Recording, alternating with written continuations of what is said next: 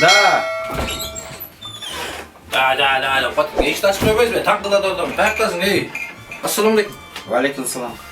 Beyni kara uçuş boyuz mu? Öyle uşun ok atpayım uşun. Sen bozurasın Allah yaptı uşun. Zombi olup kalasın bundan. Lan. Emin sana gelgenim. Ayıplayın degen dostum diye geldim ben. Алабицкий де жашаған айтпай ғой. O zaman ben izlep bir kıran orta diyeceğim bilen. Adam göç kötü oldu benim. Ecem bilen zondan basat içine ecem. Kimsin de ayıplayın. Ayıpmasan getir depti de. Не болып табам.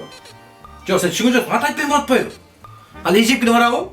Öz at ayıplayın olursa. Zondan basat içine ecem kimsin de ayıplayın. Ayıpmasan getir degen. Ne demek ayıplayın. Nurbek'e geldim. Yumuşlarım var ne diyor. Gelin sonda da kıça. Андан не болуптур? Atan hele başı oluptur. Sen ne oldu? Yürü ölüyorsun. Bu yaş bala kılbagan at ayıplayın olata o. 4 yaşka çıkağı, zonogun basağı, içine ecem kimsin de ayıplayın getir degen. Андан не болуптур? Kızı Kırgızça'da düşünme. Ne yok atan başı oluptur. Ayıplayın degen olsun Bolgonski. Orusça atayım sana Orusça. 4 yaşka çıkanski, zonogun baskanski, içine ecem kim degenski, ayıplayın degenski, ayıpmasan getir degen. Zonaktım bunu onda kılpasat da eşek. Адам не болғанский? Öyle şu da sen bakmıyor olasın sen. Не? Öyle lan sen de.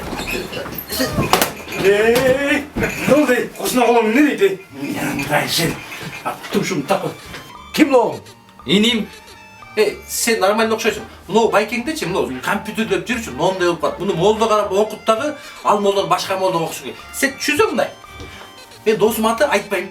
Ошону түшүндүрөйүн десем, мына түшүнбөй атпайбы? Айтпайм деген дос. Аты айтпайм болуп атат. Эжемкине барап зоологун басат. Ичинен сен кимсиң дейт. Айтпайм дейт. Айтпасаң кетет дептир. Ошону түшүндүрө алам дейт жаңадан бери. An ne oldu?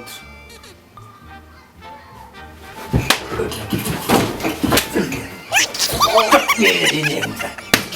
Siktir.